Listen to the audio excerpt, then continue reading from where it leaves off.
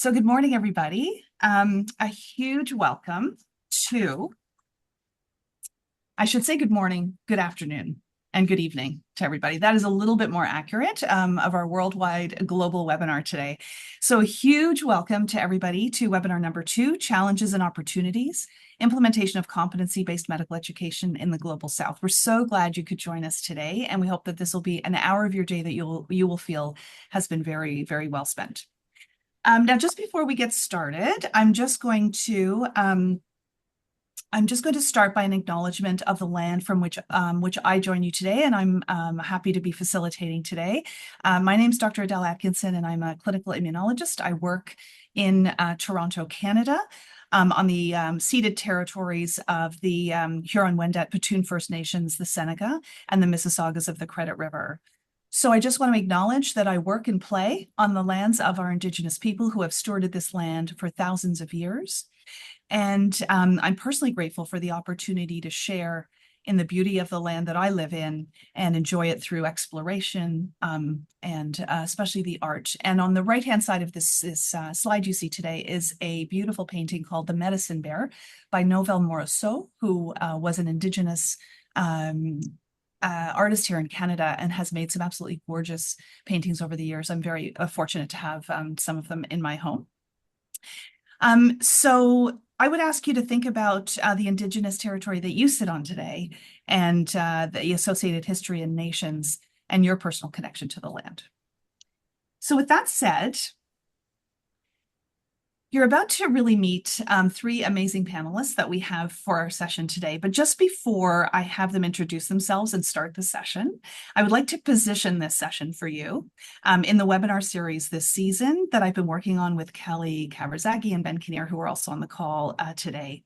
So we have a theme, as you may know, if you've attended our first session, on the implementation of CBME.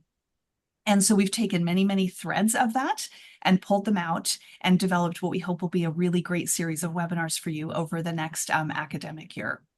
But the idea for today was actually the brainchild of Dr. Daniel Nell and Dr. Ole Tenkate. So thank you so much to them. And Daniel is on our panel today, and Ole is lurking in the background as one of our big supporters.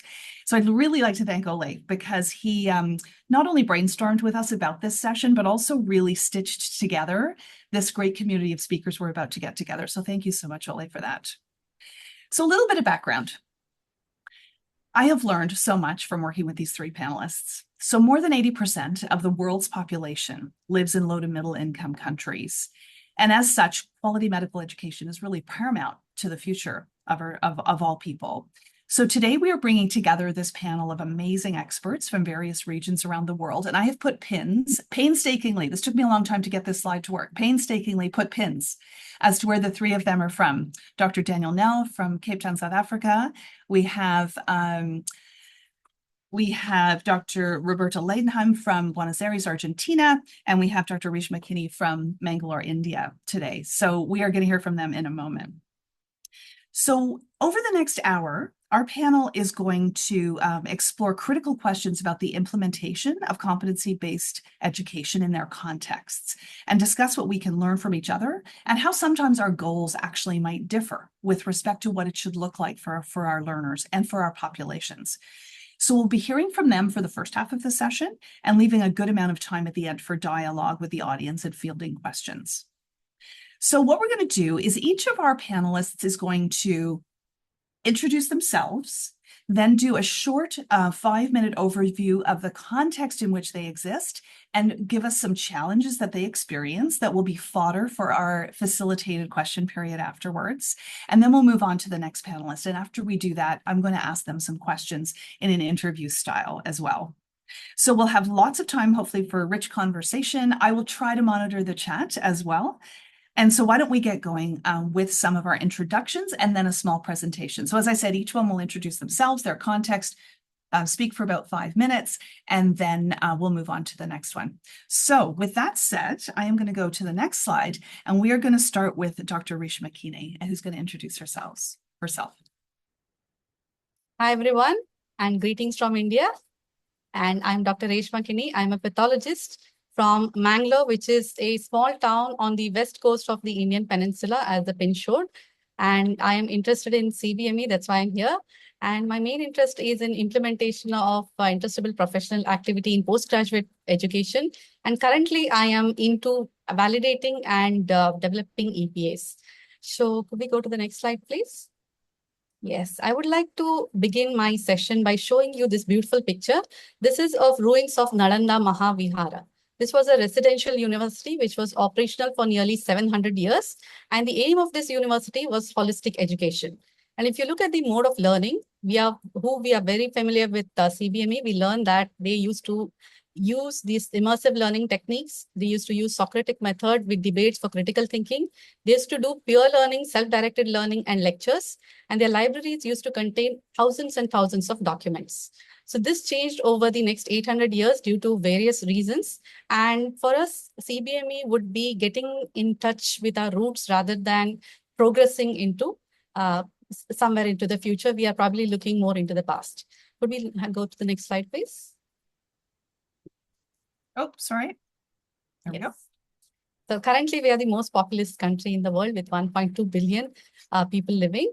And we have nearly 2,000 languages, and an average Indian like me knows 4 languages. And this actually is a barrier for us, because when a student wants to do undergraduate studies and has to move across the country, it could be that he knows none of the languages that are spoken there. 70% of our population lives in rural areas where the healthcare tends to be public in nature rather than private. And this is very important for us because private healthcare costs about 20 to 30 times more than the public healthcare. So, but the most of these areas in our countries is serviced by the public sector. We have both communicable as well as non-communicable diseases. And the non-communicable diseases like cancers and diabetes is on the rise now. Could we go to the next slide, please? Yes, we have a humongous 700 medical colleges in our country, and they are run both by the government as well as the private sector. And the division is around 50% are government and 50% are private. And the important thing to note here is the funding, because the government colleges are funded by the government. The difference in the fees of the government and private institutes can be 1:40 times. So that is the nature of the medical education, and each of the colleges can have around 60 to 250 students per class, whereas the faculty numbers tends to remain the same. So there's a huge difference between the faculty and the student ratio per college. And there is a single point of entry into the undergraduate medical education, that is the National Eligibility cum Entrance Test. And once the student qualifies to this point, they can do an MBBS for 5.5 years, after which they are licensed to practice. So either they can go in for practice or they can go into residency for 3 years, after which they are allowed to practice the specialty that they have specialized in. Now, the thing here is about 2.5 million students take this NEET, and the success rate is around 25:1. So the competition to get into MBBS is really huge. Could we go to the next slide, please? Yes. So we have just started with CBME in 2019, and our first batch of graduates is coming out in 2024. So our program evaluation has not yet taken off where outcome is concerned, but yes, the process evaluation is going on. So we are more focused towards the quantitative part of the process evaluation, like the number of faculty, the number of sessions taken, rather than the quality of the sessions that are being taken. So this is where we are currently. Could we go to the next slide, please? Yes, and this is the crux. And the biggest part for us biggest problem for us in implementation of CBME is the heterogeneity. So when it comes to the kinds of colleges that are operational, we have colleges that are running on a shoestring budget. You can say that we are trying to keep our lights on, whereas there are colleges which are going to produce probably Nobel laureates. They are that advanced. And the thing, if you look at it from a systems perspective, we are looking for a uniform output, whereas the input and the process cannot be uniformized. It cannot be made uniform. So that is our biggest challenge, the heterogeneity. And the heterogeneity also affects the resource allocation. And in the government sector, the challenges they have is the bureaucracy. And in the private sector, they are frankly very focused on profit making, because the fees is very huge as compared to the government, and they are very, very focused on profit making. So that is a problem that private sector faces. And faculty, of course, I said that the faculty student ratio varies between colleges, and the priority for faculty is patient care because our patient load is very huge. So after patient care, the second priority is the administration because that is something we cannot escape. So that leaves very little time for the faculty to focus on education, especially when you're talking of giving feedback to 250 students and evaluate 250 students. The next challenge is the technology. Again, it goes back to the funding. Some colleges have very good technology where some colleges are really documenting virtually everything by hand and maintaining these hard copies of these documents in the offices, which collects dust over decades and decades. And all of us in India, we are very exam oriented and we are very summative exam oriented. So the concept of formative assessment, which is the backbone of CBME, is yet to be internalized. So that is a challenge. And of course, we medical educationists, which constitute about 10% of the faculty, we are trying to internalize and implement CBME. But the thing that the problem that we are facing is we don't have specialized programs for medical educationists where we can go learn, come back and try to implement something. So that is a challenge we have. We do not have that many PhD programs. We hardly have any master's programs in our country. So those of us who are here and who are medical educationists, we know that the potential for research in our country is huge because we have huge challenges. And that is like we have humongous amount of research questions that we have that we would like to answer. And probably some of the answers will be provided by the forum here. And I am done. Thank you very much. Thank you so much, Reshma. So much to unpack there before we move to Daniel. So thank you so much. It's so complex. And there's a few things that we will pull the threads on as we move forward in the talk today, but very much wanted to comment on the fact that the enormous numbers of graduates that you have, just the enormous number of graduates is for us is just so huge. And I love that you mentioned at the end there about pulling together a community, like what can we learn from each other, because your experience will probably be similar to those at other. And I scribbled a few notes here that we'll unpack a little bit when we do our question period. So thank you for that. And now I would like to introduce Dr. Daniel Nell to introduce himself and then give you a little bit of the African experience. Hi, everyone. So I'm a general surgeon based at the University of Cape Town in South Africa. I'm part of a national team implementing workplace-based assessment as kind of the first part of CBME in South Africa, and specifically interested in kind of assessment practices. Next slide, please. Oh. So Africa, we have... Is this the right slide? Previous one. There we go. Sorry. 1.3 billion people, which is almost the same as your entire country, Reshma. We have more languages, though. Median age is very young, so a very young population in Africa, 19 years. The life expectancy of 63 years. Next slide, please. So just to draw your attention to this, which was published in The Lancet a few years ago. So if you look at graph number B or figure number B, the burden of disease, you can see there that Africa has really got a very, very significant burden of disease. And if you then compare to the number of medical schools, figure number C, you can see that it's quite disproportionate. And if you look at the healthcare workforce, meaning the number of doctors, nurses, midwives, still very, very disproportionate compared to the burden of disease. Next slide. In terms of uptake in CBME, so I made a little map here to see where I could discover any evidence of CBME. Often it's EPAs, but there were 12 out of 54 African countries at least that I could find. There might have some that I missed in my literature review because of different languages, but at least there's a significant percentage. However, it's usually one institution, and very occasionally it's a couple of institutions collaborating within a discipline. So it's actually really quite a small uptake. Next.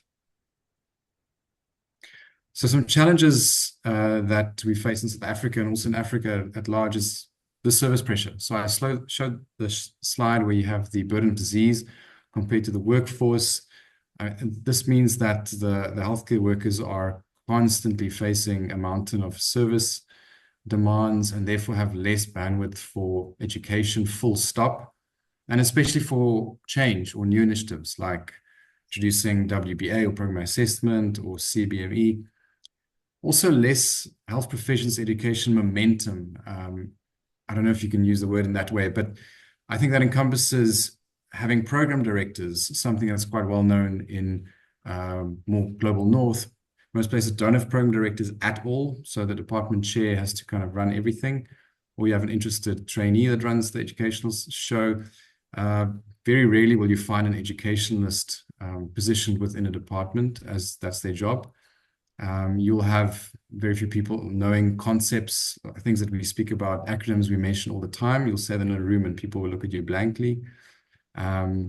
Faculty development opportunities, like Reshma said, are quite limited for clinicians. Also, there isn't a lot of scholarly activity in health professions education. There is some, but not nearly as much, and also not as accessible conferences and places to engage with colleagues. There are, of course, fantastic international conferences, but not everyone has the money to attend those. Of course, systems resources also limited. If you want to implement something like WBA or programmatic assessment, you need a pretty nice digital platform that costs money. That's hard to do when most of the money is allocated to service priorities. And then lastly, an interesting one from our side is there's always a suspicion about concepts or initiatives coming from the global north.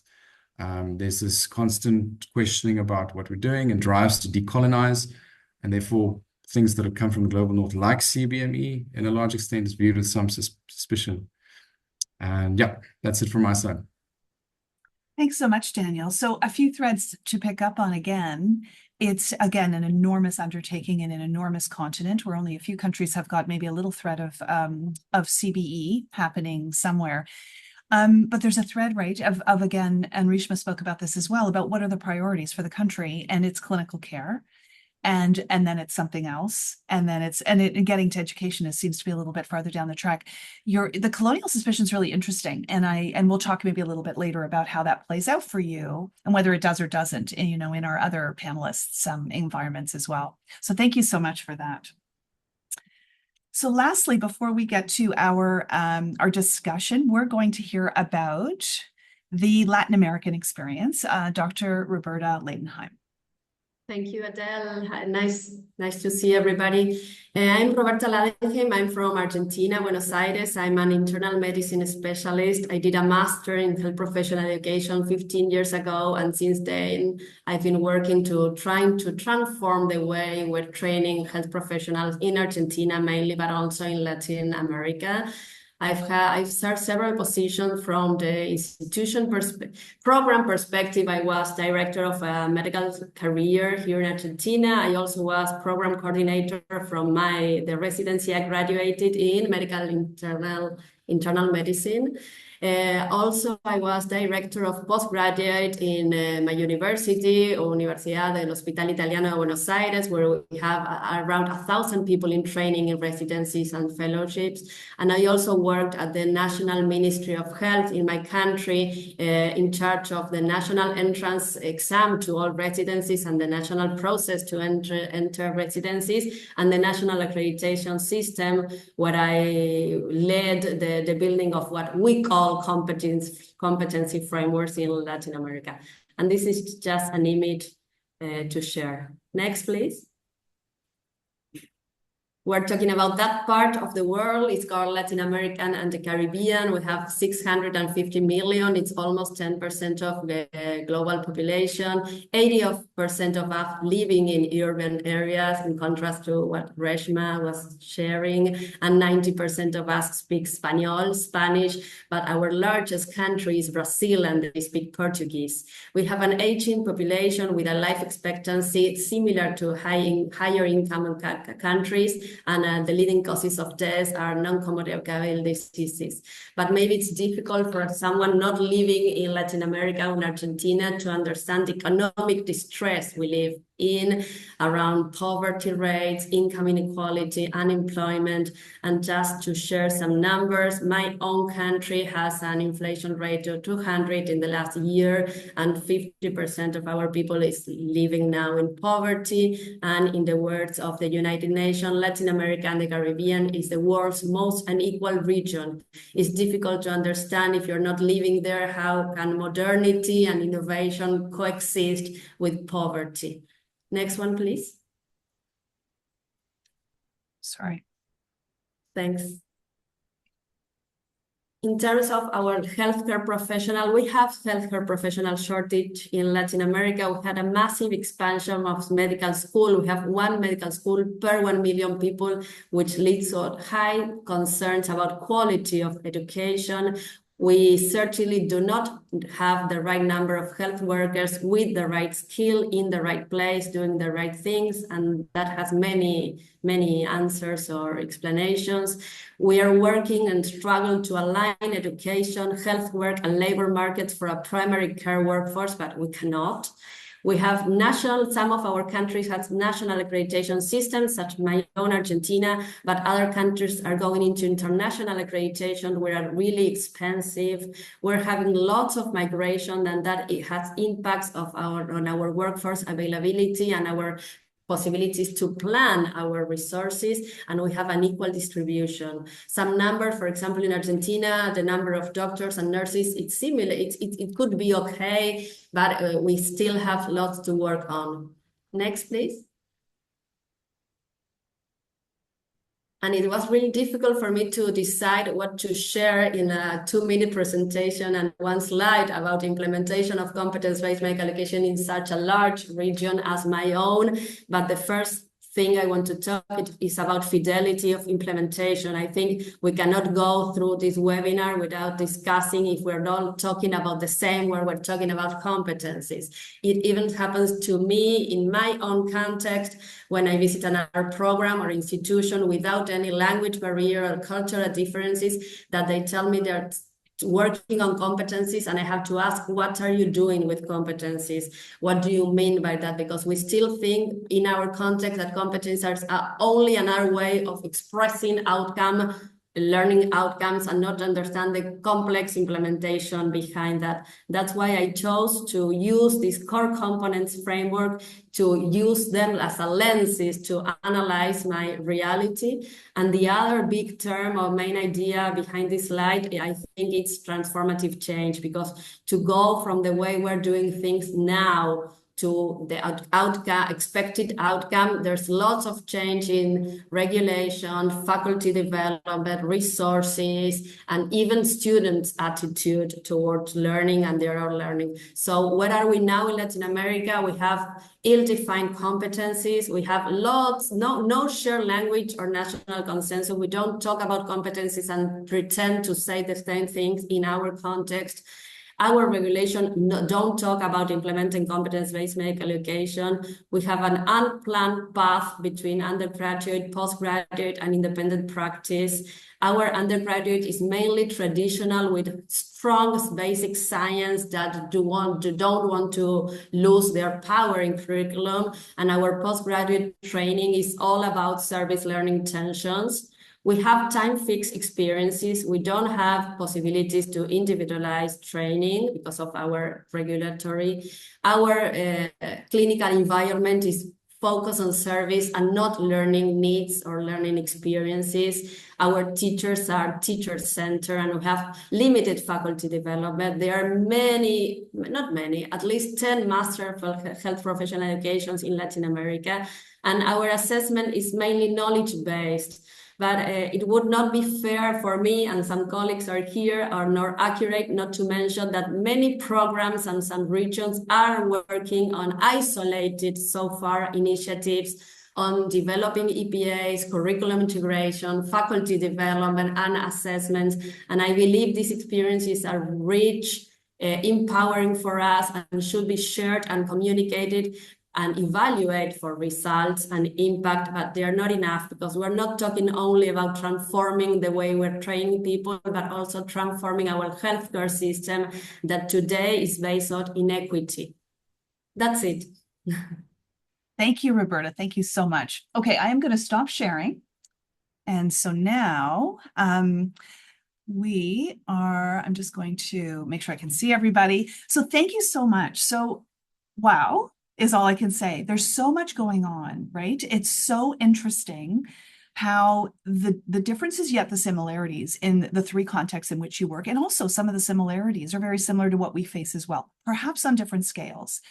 And so thank you for sharing all of that. And for also, one can also almost imagine that sometimes the barriers to sometimes implementing these things are so great. One could imagine like, how are we ever going to do it? But yet here you are doing it and thinking about it in a very, very deep way and agreeing to be on this webinar. So thank you so much for that.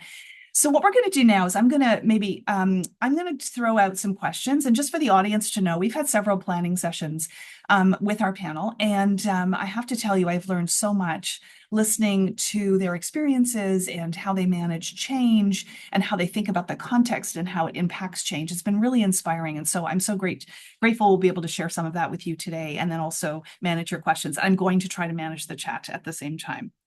So what I want to talk about, I've pulled a few threads from what you've been talking about this morning and from our other conversations. And one thing that struck me was there is, in all of your contexts, the populations are large, and there's a very big emphasis on service delivery, and that being the priority with respect to government and whoever's in charge.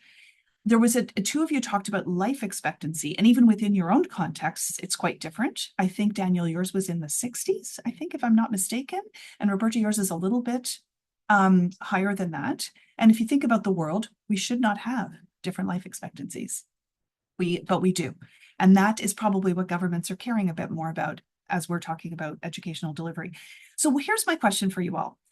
Are the goals of CBME different, in your opinion, between your contexts in low to middle income countries and high income countries, given the service demands, et cetera, life expectancy? So, Reshma, I'm going to start with you. Do you think the goals are different, and maybe they should be different? Yes.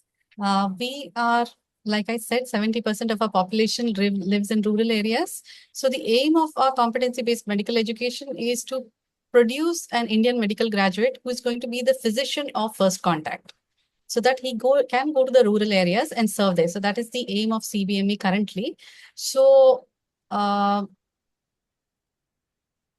I'm sorry, I just lost track. What was the question? Just is CBME, should the goals be different? Yes. Than it is in high income countries? Yes, I'm very sorry. The goal of CBME for us is how to train our doctors to work in resource constrained settings.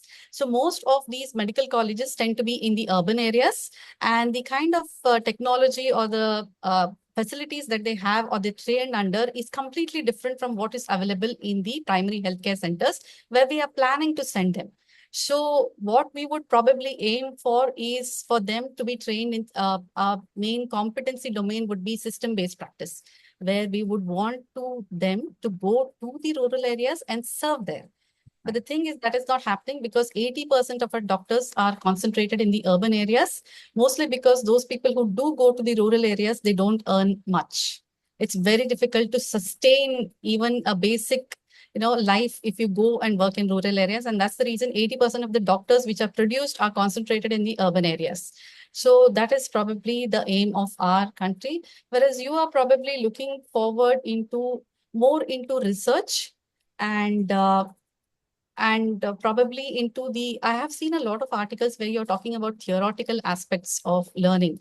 Whereas for us, that is not the aim at all. We are just focused on how to train our doctors to go there and do what is needed. And that requires a lot of shift in the thinking process also. So we are also looking towards that. We are trying to make rural service as compulsory after the clerkship of 1 year. We are trying to make them go to the rural areas and trying to make it compulsory. But those students who are paying a huge fees and come to the private medical colleges, they have just petitioned in the court that we have paid our own fees. So why should we go and work in a public healthcare setting? So this is a major problem for us. We're trying to change this attitude, but I do not know if the government is not willing to spend on healthcare. Our healthcare spending as compared to the Western countries, our healthcare spending is probably 1/5 of what you people are spending on healthcare. So healthcare spending is very low. That's why the salaries of the doctors are very low. Frankly speaking, doctor probably earns around $800 or $900 per month. I know that sounds like a lot. $800, $900 is what most of the doctors earn in our country. Okay. So, yes. That is very interesting. So one thing you said resonated with me, and I think Daniel wants to get in here, is that when I think you're speaking about the global north, like we're reading articles and thinking about theory where you guys are just like, we got to get doctors to go to the places where the patients actually are. And we can't do that if they don't make enough money to survive. Daniel, please go ahead. Yes. I would actually think that the goals are the same. I mean, the underlying sort of foundation of CBME is that the health needs of the population is what you consider as a priority, and then plan your curriculum around that, plan your assessment around that. So I think in that sense that the goals are the same. Obviously, the learning outcomes, like Reshma described, what your goal is as for a practitioner, and you can maybe translate that into what your EPAs would be for an undergrad medical doctor, or for a surgeon, or for a pediatrician, would be very different to what it would look like in a high-income country. But in that way, I think CBME is actually a fantastic opportunity for places like India, places like we have, where we have a big service need, that we redefine our learning outcomes so that the health needs of the population is at the kind of the forefront. And that's also how you can sell this. So I had a webinar recently with our faculty on CBME, introducing the concept, and kind of that global or sort of colonial suspicion that I spoke about. You know, if you can bring the point across that actually you can contextualize this very, very well if you select outcomes that are specific, that meet the needs of your population. And in that way, I think it's a very, very appropriate way to frame sort of transformation of curricula in global South countries. So I love that. So basically, and just before I go to you, Roberta, so you're sort of saying, let's spin it. So we do have probably different objectives, but we can use the framework and the philosophy of CBME to actually define that. We can actually put into the EPAs, and we don't have to use the EPAs you all use. We can define our own learning outcomes that actually benefit the population to reach this point in the rural areas. We can, do more than just keep the lights on and use the framework in a different way to be able to get people there in a more competent fashion. I love that. Roberta, please go ahead. No, I was thinking, as Daniel mentioned, that the goals are consistent because we're talking about preparing a professional to respond to healthcare needs in context. So there's where context is introduced. But you must know that maybe Reshna mentioned it, that in our countries, many medical graduates go into independent practice without further training or supervision. And that is a main difference, because we have to prepare medical doctors to go to be responsible without any further supervision of healthcare necessities. And again, talking about the transformation of the health system, maybe what I think it is different, that we are not only talking about preparing people to respond to healthcare needs, but also to transform our systems, because we're really not comfortable with our health system, and we pretend our graduates and our health force to be part of that transformation. Well said, well said. So even amongst the three of you, those learning outcomes would be quite different. And there are things you would need to be almost very intentional to achieve what you need to achieve for your population, most importantly, your patients and their families, very intentional in the curriculum to move that out. The chat's going crazy. I just want to highlight something that Jamyu just said. CBME, unfortunately, is not sufficiently context dependent, requires a rethinking on how to conceptualize educational innovation, who's creating and designing it, and for whom. And you all need to design it for yourselves, for your context, as opposed to taking something from the global north and trying to like fit a round peg into a square hole, I guess is what we would sort of say. I just want to loop back to Kelly's question, because he has a great question there that I'm sure he probably stole from my brain somewhere along the way. And we talked a little bit about this when we had some of our planning calls.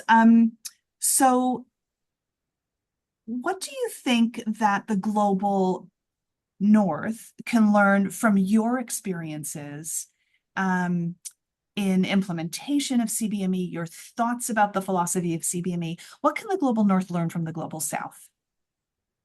Who wants to start with that one?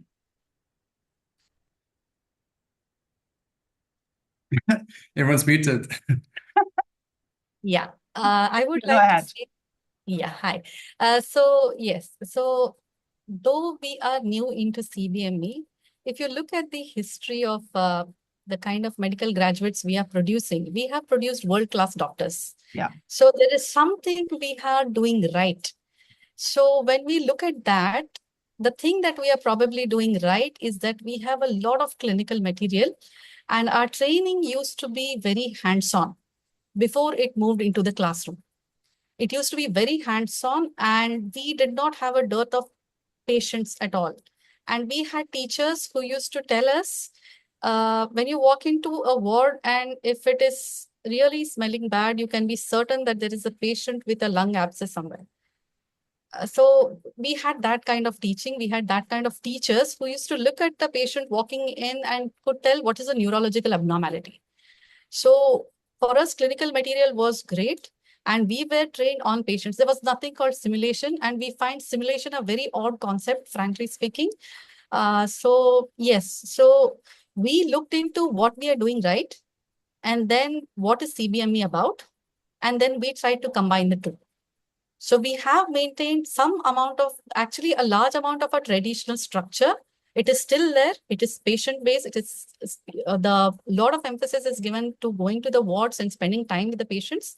But we want to bring in some structure from the CBME side of things, like documentation. Documentation is virtually non-existent in the teaching side of it. It's virtually non-existent. So yes, so and Indians, we are very much into assimilation of things. What we do is we don't adopt and we don't adapt. We just take things and we change them. Like if we have pizzas, when pizzas came into India, we made chicken tikka pizza. And when bread came into India, we made something else out of it. When we got cheese from your country, we made it into cheese paratha. So if you ask us to eat cheese, we'll not eat cheese.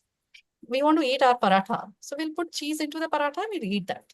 So this is what Indians have been for centuries. So that is what we want to do now. I love that answer. And I love the analogy with food, right? Because it just makes it very, very real. Can I just pick up on that? And maybe Daniel and Robert, you could answer this as well. So, because there is so much we can learn. And one of the questions we all talked about when we were planning was the clinical skills, and I voiced this. We train people from around the world, and we have fellows in our training programs in my department from 27 countries at this very moment are in this building doing fellowship training to go back to countries, many of which are yours, and work as subspecialists, very specialized people. And I wonder if, when they come, we notice their clinical skills are absolutely outstanding. I would say without exception. And it makes me look at, like, why am I thinking that's so great? Why aren't ours as great? Do you worry about losing that piece of the things that your physicians are so skilled at if you're starting to try to move to something that requires a lot of structure around it and a lot of accountability, I guess is what I'm trying to say. To your point, Rishma, there's probably a whole bunch of doctors on this call from the global North right now. They're like, you don't have to document. That's great, because it takes so much time. But I just wonder if you think that there's something you might lose if you really try to implement this structure in the way it's intended. I don't think so. I think that you have to be careful that you don't inhibit that experiential learning, but that's going to happen anyway. The service is going to demand that. It's not like because you're implementing CBME, you're now going to introduce protected time off for people to take time away from clinical environment to go have lectures and things. I mean, that's not CBME anyway. I think that you can enhance if you think about something like workplace assessment where you're just getting quick feedback. You can change to a culture of just service delivery to a culture where service delivery happens but that the feedback isn't added, even if it's a very, very small thing. You don't have to have a case-based discussion where you sit with a trainee for 20 minutes. That's impossible. But you can do a ward round. You can give them 5 minutes of quick feedback on the fly. I think that the difference in skills is maybe often related to the lack of supervision that happens in global South countries to a large extent. So I think the maturity that or experience that you see in trainees from the global South is often because you're left to your own devices from quite an early stage, and you have to make decisions, and you are going to get it wrong sometimes. So, I mean, there's a patient safety ethical dilemma there.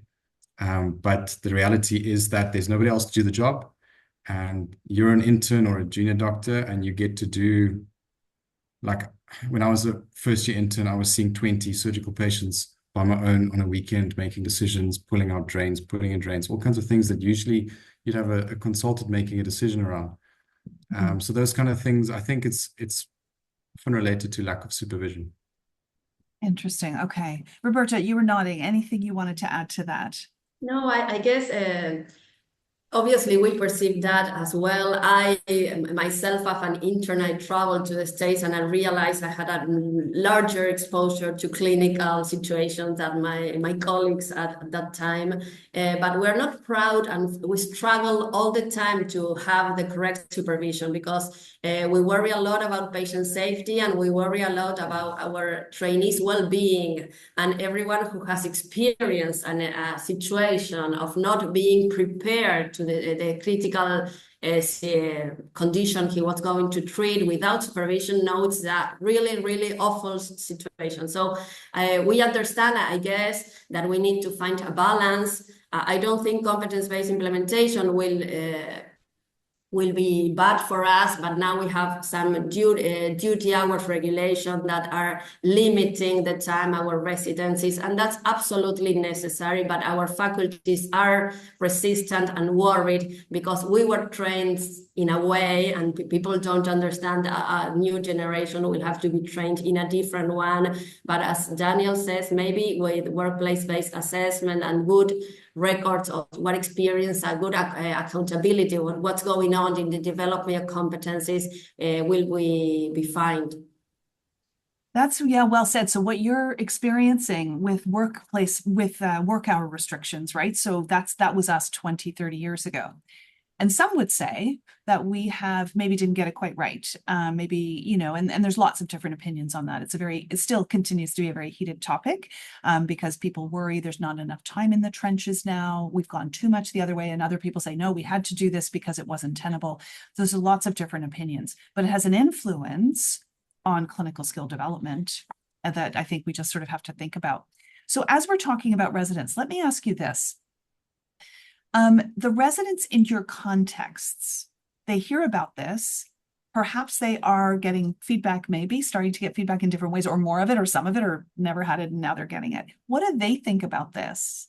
And are they involved in contributing to how to make it work? Because they're the ones on the ground that kind of know how it all works. The residents in my context are not familiar with the term competencies, but they are really involved in improving mainly working conditions. We are in the newspaper every time now because our residents are complaining about the hours, the lack of supervision, and the money they are earning and their working conditions. And I believe they're really powerful agents of change. So we want them to get involved in this change and demand supervision. So we're working to train our residents to ask for supervision and to try to estimate the level of supervision they need and be themselves part of this change, and they're demanding to the faculties the supervision they need. But it's challenging. Yeah, absolutely. Daniel, Rishma, have there been residents at all involved in thinking about this in your contexts? A lot of residents, for example, say, not about me without me. Like, why are you doing things about my training without asking me what I think or allowing me to give some suggestions or some input? Do you have any thoughts about that in your contexts? I think the residents are, when the service pressure is so high, they're kind of just spinning, running from clinic to service, and they're not really processing or thinking about this much. They kind of just, oh, I have to do this. How many do I have to do? Okay, I'll do that. So I, however, when you do draw them in, and we're trying to here at least be very conscious about that, they do have fantastic suggestions about what works, what doesn't work, but you have to really pull it out of them. Right, right. But do you guys try to do that a little bit where you can? Yeah, absolutely. Okay. Rishma, what about you with your 709 colleges? I know. Actually, postgraduates are not that concerned about thinking about the competency-based medical education. I don't think they even know that such a document exists. That's the first thing. And second thing is, what I have noticed is we don't actually, when I look at it critically, we don't actually have a culture of feedback at all. So neither the faculty knows how to give feedback, and the students are totally not receptive to getting a feedback. So, and the less supervision they have, the more happy they are. Because they are self-directed learners. This is a thing from the beginning. We are all self-directed learners. So the less supervision they have, the more happier they are. But of course, we are not that happy, because for us, patient safety is very important. But still, I don't think that our residents are at all concerned about the lack of supervision. I'm being very frank here. The less supervision we do, the happier they are. So that's really interesting. So we've heard that residents are too busy, so they're just really trying to manage the clinical pieces and maybe don't have the bandwidth. They're quite happy to be over here unsupervised doing their thing. And they may or may not even be aware of some of the efforts made to try to put some guardrails around, feedback and coaching and productive struggle and all of the things that we believe are good for residents. So that is fascinating. I'm just going to I have a couple more questions for you, but I'm just going to go to, so Siobhan has a question here. We had not talked about this, so this will be interesting that you guys can sort of maybe think in the moment. Would artificial intelligence be of any help in the implementation in your contexts? Where assessment is concerned, yes, because for us, assessment is a huge challenge. And like I said, technology is also a huge challenge. We don't have an LMS platform. In our institute, we don't have an LMS platform. So starting from LMS to going to AI, yes, AI would be a huge help, because we are still facing challenges creating maybe multiple choice questions of higher order thinking skills. It's very difficult to teach our faculty to think of higher order thinking skills, that kind of question. So there AI can really be of great help. And yes, assessment is one thing, and teaching learning, that I'm not sure, but assessments definitely. And I had a lot of help in creating my EPAs because of ChatGPT. That's the one I used, because I had a lot of difficulty in understanding what was competency domain. So I used to chat a lot. And the thing is, yes, it's a very patient being. So yes, I had a lot of help with it. Yes, AI can be a wonderful tool, especially in assessments. Absolutely. Roberta, Daniel, any thoughts? I was involved in a meeting this week where somebody described using ChatGPT chatbot to facilitate teaching students how to take a history from a patient, which there isn't really time to do in the clinical space. So there isn't ever time to sit and listen to an undergrad student take a history from a patient and talk to them. But someone's doing a study here evaluating how they speak into the chatbot. The chatbot responds, then gives them feedback, does all the things that perhaps a human evaluator could do, obviously without the human contact. But that could be a really wonderful tool to train people to be competent at that task in a resource constrained setting. Right. I love that. I love that. Roberta, any thoughts? No, I think technology will be really helpful for us to collect information about how our trainees are developing competencies, but that is something that is not happening now. Now we have to do like a cultural shift and work with our policymakers and stakeholders, faculties, authorities to understand is really competence. This model of competence-based medical education is a model suitable for us in our context and something that help us solve our problem.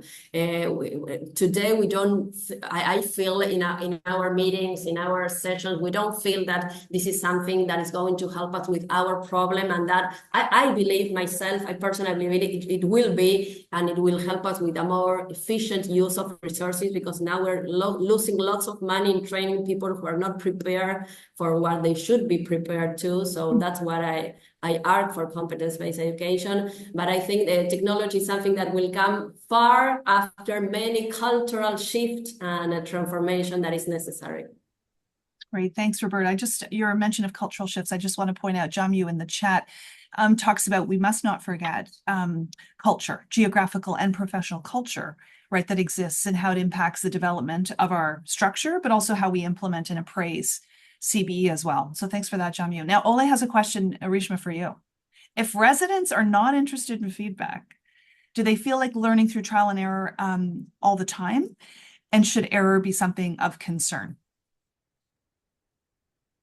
Yes, they do not like to take a feedback. Yes, they like to be unsupervised, but it does not mean that we do not supervise them. We do supervise them. Every patient that a resident sees, the consultant also sees the same patient to cross-check what is happening. But of course, they don't like it. It doesn't mean we don't do it. We do it because for us, like I said, patient care is more important than teaching. So the consultant might go by himself, see the patient himself, look at the chart, what has been written, make changes at his own time. He might come late in the night. He might not do it during regular rounds, but no patient or no resident is left to his own devices. And yes, we take, yes, we might not be interested in teaching, but we are very concerned about the patient. So that's how it goes. Right, absolutely. I wanted to add it to what maybe the feedback as is described in the global north is not something we're accustomed or like, but what we're talking about all the time is that repetitive practice without supervision and reflection and action does not lead to learning, obviously. So we try to build on reflection on action with a coach or a mentor, and that's it. That's our kind of feedback. We don't like people telling us that we're not doing things right. Mm-hmm. Yeah. And yes, and our feedback is more in terms of sarcasm. Yes, we use sarcasm a lot. So maybe that's the reason they don't want to take a feedback, but we are very big on sarcasm.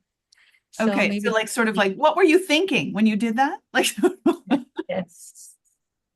That's Or fascinating. we sometimes even ask, what did you eat in the morning? So when, yes, that is not a polite question at all. So when someone is asking you, what have you eaten in the morning? You are certain that there is something that has gone wrong. Okay. So it is to that degree that if you are not trained in sarcasm, you will not catch it. Right, right. That's so interesting. And I think for those of us that work in places where a lot of international folks come to train, we have to actually socialize them to how we provide feedback and coaching, because we do it all the time. And a lot of people tell us, I came from a culture where no news is good news. If I get feedback, it's because I messed up. So when you tell me I'm doing something well, I'm very suspicious. Like I'm doing it well, or I'm doing it well, but next time do even this and it'll be even better. That's very odd to people. So we actually have a session on socializing people new to our system. This is how we provide feedback and coaching, because they do find it a little off-putting at times. They also wonder where we get the time to do it because they're not used to having the time to actually sit and receive feedback. Those are excellent, excellent questions. Okay, and answers. One of the things I wanted to ask, we have talked about the populations where you all are. And the majority, you know, we've talked about the fact that 80% of the world's population does live in the global south. And as a community of healthcare providers globally, I think it is upon us, it is our responsibility to ensure that the global health of our global population, not just our own backyard, is what we focus on. So I wonder if you could reflect and tell me how you think that countries that are maybe somewhat better resourced in these areas could do to help countries and contexts in which you work to improve things so that we can get to a place where global health is what we're thinking about, not just our own backyard, where maybe things are a little bit different. I could maybe highlight, so when I started exploring this competency-based education, and I was quite clueless because nobody was speaking it in my context. It's very unfamiliar, foreign terms. Workplace-based assessment doesn't exist. reached out to a couple of individuals like Ole, like Jason Frank, Richard Resnick, Brent Thoma, who were very happy to just meet with me. So this random person from the tip of Africa saying, "Can I chat about something?" And obviously I didn't understand a lot of stuff and I looked like an idiot, but they were so generous in their time to just take the time to explain and fill the gaps and give some sagely advice on how to manage a careers and educate the clinician. Thank you, Jason. And kind of then, like Ollie's drawn me into a lot of projects. And I think that kind of generosity of time and energy is so valuable. I think where you've got a track record and a history of doing this and part of conferences and journal articles and teams talking about this all the time, there's so much you can share with other people. And I think to do that really, really helps. So I want to just pick up on that before we go to Rishma and Roberta. I think that is so important. Ole has shepherded us together. Opportunities will probably come of all of this. There's people in the chat that want all of your contact information. Hopefully that's okay to give them your emails because they'd like to connect with you. There are people asking for the slides so they can understand the context a little bit better in the chat. So that's just in this chat. And so I think that people giving of their time and making the time to mentor and connect you with others is so key. So I just want to really highlight that. And thank you to Ole and thank you to Jason as well for being able to do that and make some of those connections for you, Daniel. Roberta and Rishma, do you have thoughts about that? What can the Global North do to continue to help? Yeah. So our National Medical Commission, that is a regulatory body, decided to introduce competency-based education for postgraduates in 2023. So I wanted to go the EPA way. I wanted to use understandable professional activity, and I knew nothing about it. And the reason today I am able to formulate and validate EPAs, and I have around 30 people who know what it is, who have helped me in validating EPAs for pathology, is only because I got an opportunity to get into Ole's course, that is ins and outs of EPAs.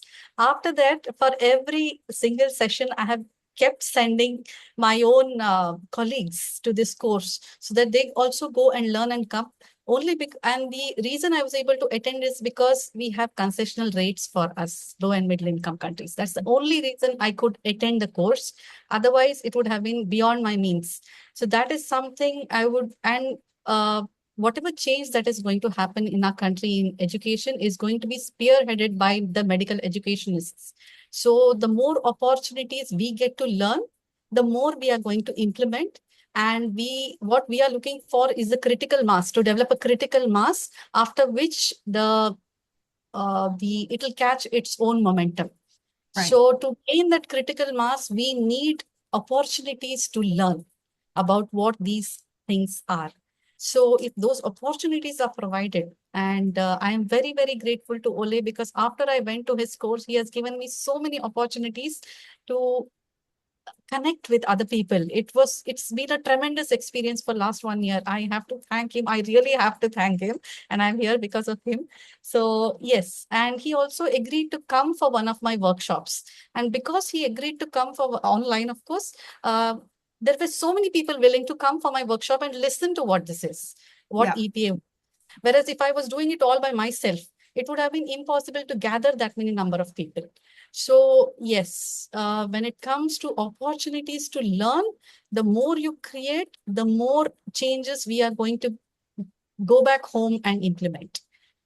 That is the thing I wanted to say. So huge shout out. I know we've already talked about this, but huge shout out to Ole for those connections and being so generous also, Ole, with your time. And you also helped us with this today. Roberta, do you have any thoughts about that?